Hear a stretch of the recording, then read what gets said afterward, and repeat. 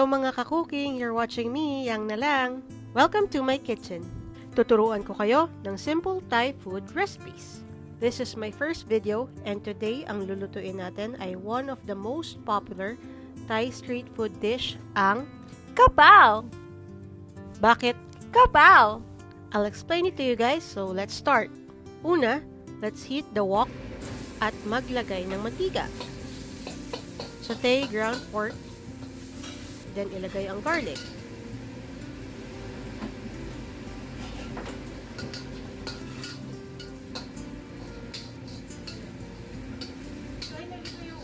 Pangalawa ko inilagay ang garlic dahil mabilis itong masunog.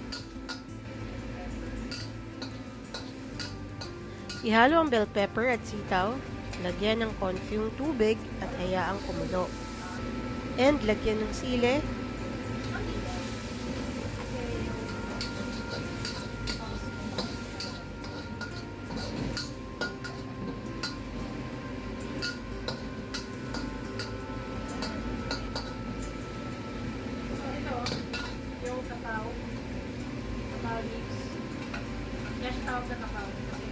It's time to meet the star of the dish, Krapow Basil. Haluin at hayaang kumulo kaunti and season to taste.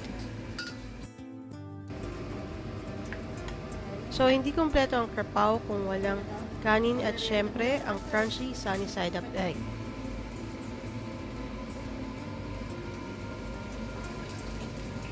Make sure na mainit ang mantika pagluto ng egg para malutong yung outer layer at malasado yung loob.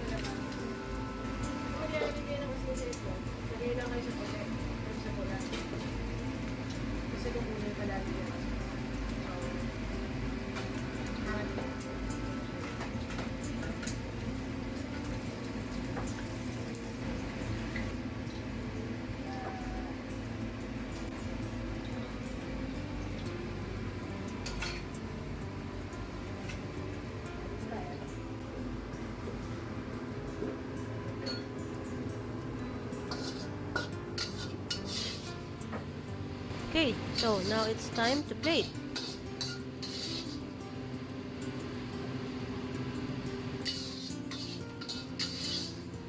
Voila!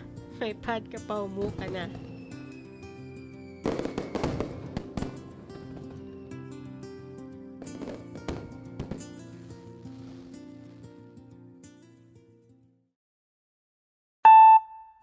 Tikman na natin!